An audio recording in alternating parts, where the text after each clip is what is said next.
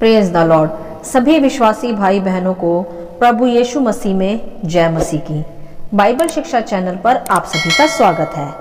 आज मैं आपके लिए बाइबल की पुस्तक से दूसरा राजाओं अध्याय 18 से 20 तक के वचन को लेकर आई हूँ। राजा हिजकिय्याह के विषय एक गहरा अध्ययन कि किस प्रकार राजा हिजकिय्याह ने अपने राज्यकाल में अपनी मृत्यु को जीवन में बदला।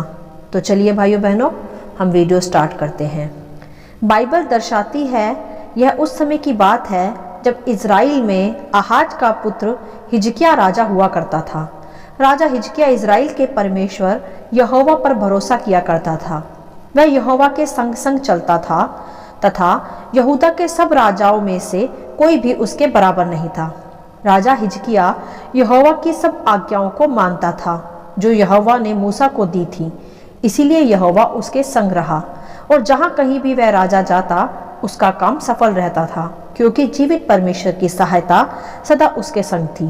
और बाइबल तो स्पष्ट ही करती है कि आज्ञाकारिता में ही आशीष छिपी है। तो जब तक वह यहोवा का आज्ञाकारी रहा तब तक आशीषित भी रहा। उसने अपने राज्यकाल में बहुत से युद्ध भी जीते और राजा हिजकिय्याह सदा यहोवा के संग चलने वाले यशायाह भविष्यवक्ता से ही सलाह लिया करता था। यहाँ ध्यान देने व सीखने वाली बात यह है मेरे प्रियो कि हमें भी सदा परमेश्वर के साथ सच्चे मन से चलने वाले लोगों की ही सलाह लेनी चाहिए, अविश्वासियों की नहीं। चाहे फिर हम किसी भी पदवी या पोस्ट पर क्यों ना हो, सलाह सदा उसी से लें जो सच्चे परमेश्वर के साथ चलते हों। जैसे राजा हिजकिय्याह भी यशायाह से ही सलाह लिया करता था। तब उस राज्य काल में राजा हिजकिय्याह से कुछ गलतियां भी हुई होंगी जिसका वर्णन आप पिछले अध्यायों में पढ़ सकते हैं, परंतु यहाँ हम उसकी वफादारी और उसकी प्रार्थना के विषय सीखेंगे। तब कुछ दिनों के पश्चात राजा हिजकिय्याह ऐसा रोगी हुआ जैसे कि वह मरने पर था। राजा हिजकिय्याह के शरीर में कुछ फोड़े हो गए थे, वो बहुत ही पीड़ा में था। तब वहाँ राजा हिजकिय्याह के पास यशायाह भविष्यवक्ता यहोवा का संदेश लेकर पहुँचे, क्योंकि भाइयों बहनों यहोवा परमेश्वर अपने भविष्यवक्ताओं के द्वारा ही पहले बात किया करते थे और यशायाह परमेश्वर का भविष्यवक्ता ही था। और वह राजा हिजकिय्याह को परमेश्वर का हर संदेश भी दिया करता था राज्यकाल के विषय। तब वहाँ भी यशायाह उस घड़ी राजा हिजकिय्याह के पास आए और उससे कहा कि यहोवा यूँ कहता है कि तुझे अपने घराने के विषय जो आज्ञा देनी है वह दे दे, क्योंकि अब तू नहीं बचेगा, तू मर जाएगा। यह संदेश यशायाह ने राजा हिजकिय्याह को दिया कि वह मरने वाला है, तो वह अपने घराने को अपने राजपाट के विषय जो समझाना चाहता है वह अभी समझा ले। तब जब यह संदेश देकर यशायाह उस राजा के महल से वापस हो लिया, तब राजा हिजकिय्याह ने यह संदेश पाया और तभी उसी घड़ी राजा ने अपना मुंह दीवार की ओर फेर लिया तथा यहोवा परमेश्वर से घुटनों पर आकर प्रार्थना करने लगा तथा कहने लगा कि हे यहोवा, स्मरण कर कि मैं सच्चाई से खरे मन से तेरे संग संग चलता रहा हूँ तथा तेरी सभी आज्ञाओं को मैं मानता आया हूँ। तथा यह कहते हुए राजा हिजकिय्याह फूट फूट कर रोने लगा और अपने द्वारा किए सभी जाने अनजाने के गुनाहों की भी वह क्षमा मांगने लगा तथा पश्चाताप की प्रार्थना रो रो कर करने लगा। और वह यहोवा परमेश्वर को अपनी प्रार्थना द्वारा स्मरण कराने लगा कि वह कैसे खराई से भी चलता रहा। इस प्रकार घुटनों पर आकर उसने परमेश्वर से रो रो कर उसकी दुहाई देकर मन फिराव की, पश्चाताप की प्रार्थना की तथा अपनी आज्ञा पालन के विषय भी यहोवा को स्मरण करा के उसकी दुहाई देने लगा। तब ऐसा हुआ कि यशायाह महल के आंगन के बीच तक ही जा पाया था कि यहोवा का यह वचन यशायाह तक पहुंचा कि लौट कर वापिस जा और मेरी प्रजा के प्रधान हिजकिय्याह को कह दे कि तेरे मूल पुरुष दाऊद का परमेश्वर यहोवा यूँ कहता है कि मैंने तेरी प्रार्थना सुन ली और तेरे आंसू देखे हैं। देख, मैं तुझे चंगा करता हूँ और तेरी आयु 15 वर्ष और बढ़ा दूंगा। तू परसों यहोवा के भवन में जा सकेगा और मैं अश्शूर के राजा के हाथ से तुझे और इस नगर को बचाऊंगा और मैं अपने निमित्त और अपने दास दाऊद के निमित्त इस नगर की सदा रक्षा करूंगा। तब यह सब कहकर यशायाह ने राजा से आकर कहा कि अंजीर की एक टिकिया लो। तब उन्होंने उसे लेकर फोड़ों पर बांधा। तब राजा हिजकिय्याह अपने रोग से पूरी तरह चंगा हो गया तथा उसकी आयु भी परमेश्वर ने 15 वर्ष और बढ़ा दी। हालेलुया! कैसा अद्भुत हुआ यहाँ।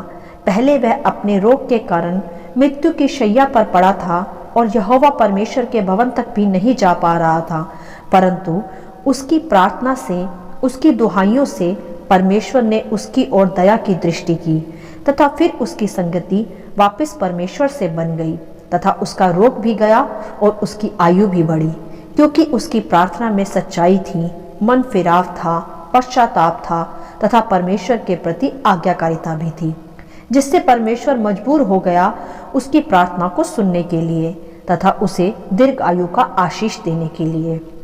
तो यहाँ हम सीखेंगे कि किस प्रकार हमें भी प्रार्थना करनी चाहिए परमेश्वर से। मेरे प्रियो, हमें सर्वप्रथम अपने घुटनों पर आकर प्रार्थना करनी चाहिए, खुद को शून्य करके, तथा हमें परमेश्वर के सामने अपने हृदय को खोल कर रखना चाहिए। चाहे जैसी भी हमारी परिस्थितियां हो, जैसा भी हमारे मन का भाव हो, हमें सदा परमेश्वर से अपने सभी गुनाहों की क्षमा मांगनी चाहिए। परमेश्वर दयालु है, वह हमारे अपराध सदा स्मरण नहीं रखता, वह हमारे अपराधों को हमसे क्षमा मांगने पर हमसे दूर कर देता है, जैसे राजा हिजकिय्याह के साथ भी किया परमेश्वर ने। और दूसरी बात यह है कि हमें सदा परमेश्वर की आज्ञाओं में चलना चाहिए, उसका आदर करना चाहिए, तभी तो हम प्रार्थना में परमेश्वर को स्मरण करा पाएंगे कि हम भी उसकी आज्ञाकारिता में चलते हैं, खराई से तथा सच्चाई से। और जो परमेश्वर का वफादार है, उसकी आज्ञाओं में सदा चलता है, परमेश्वर उसे अवश्य संकटों से, पीड़ाओं से, यहाँ तक कि मृत्यु से भी बचाता है, जैसे यहोवा ने राजा हिजकिय्याह की दुहाई को सुनकर उसे बचाया भी। जब राजा ने अपनी सच्चाई की, अपनी आज्ञाकारिता की दुहाई रो रो कर परमेश्वर को दी, क्योंकि वह खराई से भी सदा चलता था और अनजाने में हुए अपराधों की भी उसने सच्चे मन से क्षमा मांगी, तब परमेश्वर ने उसकी प्रार्थना तुरंत सुनी तथा उस पर से मृत्यु भी टाल दी और उसे फिर से अपने भवन की संगति में आने की आशीष भी दी।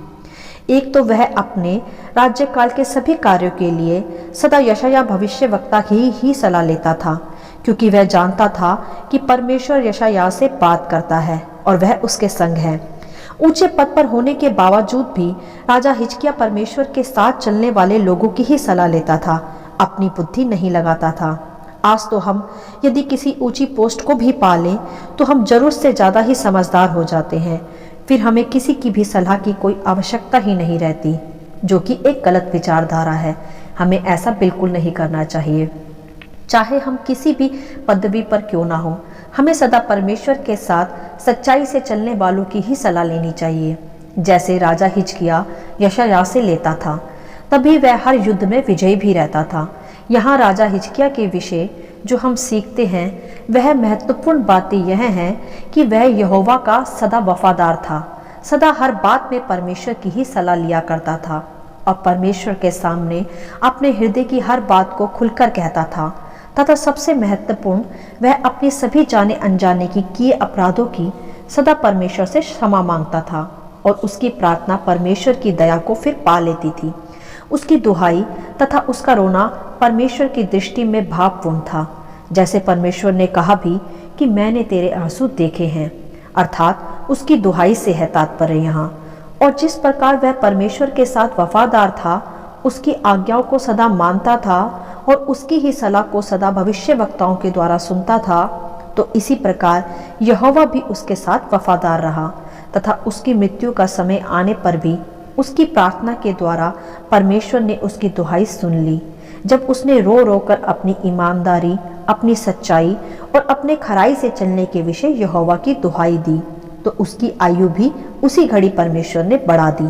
मेरे प्रियो, आज इस राजा की कहानी से हम अपने को जांच सकते हैं, परख सकते हैं कि क्या हम भी अपनी प्रार्थनाओं में अपनी सच्चाइयों की, अपनी आज्ञाकारिता की, अपनी वफादारी की दुहाई दे सकते हैं प्रभु को। क्या हम ऐसा ही जीवन जीते हैं?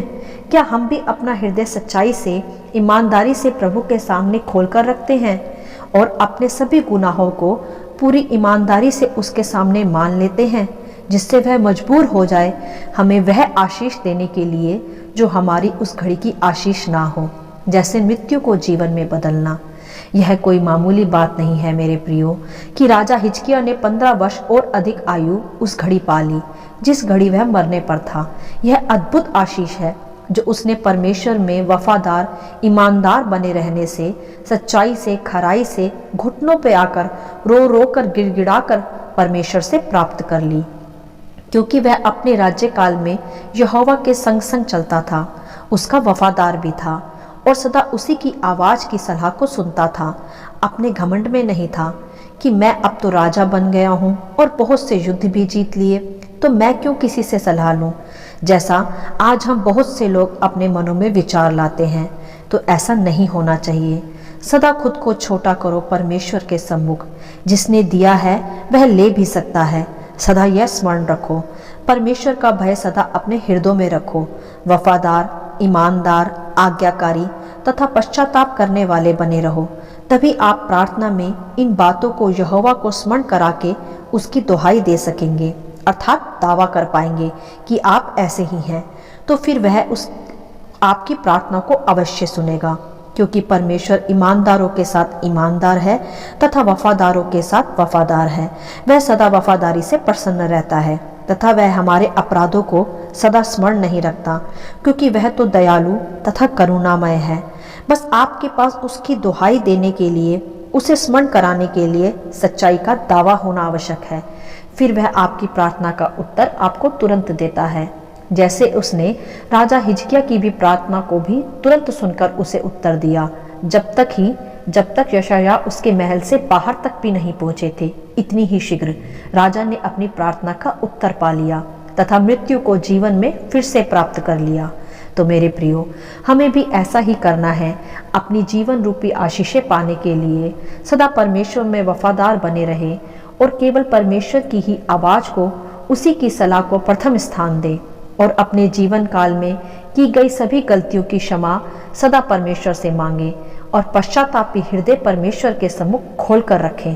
तभी आप भी मृत्यु से जय के उत्सव में प्रवेश कर पाएंगे तथा अपनी सभी प्रार्थनाओं का उत्तर पा सकेंगे, क्योंकि परमेश्वर का वचन कहता भी है कि मेरा अनुग्रह तेरे लिए काफ़ी है, मेरी सामर्थ निर्बलता में ही सिद्ध होती है।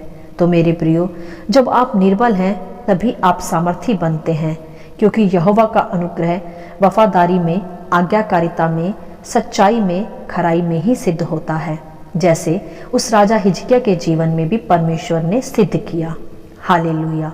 आशा करती हूँ राजा हिजकिय्याह के विशेष संक्षिप्त विवरण आप सभी को समझ में आया होगा। परमेश्वर आपको अपनी पवित्र आत्मा की भरपूरी से सदा भरता रहे। यदि आप चाहते हैं कि दूसरे भी इसे सुनकर आशीष पाएं, तो आप दूसरों के साथ भी इसे बांट सकते हैं, क्योंकि हमारे प्रभु यीशु मसीह की यही इच्छा है। आमीन and God bless you all.